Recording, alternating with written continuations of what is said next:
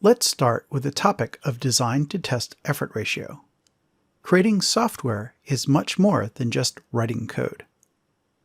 Here is a graphic of the V model that is commonly used for embedded software development.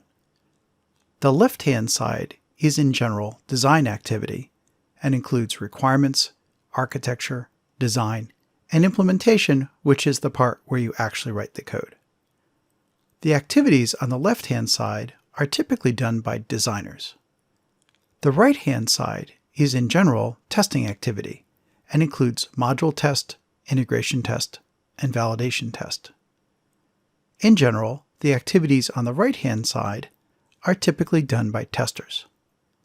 Note that there is some overlap on module test, often called unit test.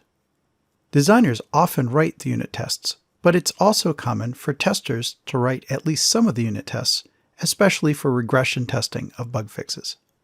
Not shown explicitly in this picture is the peer review process, which should be happening for every box in the diagram, but is especially critical for the design side of the V.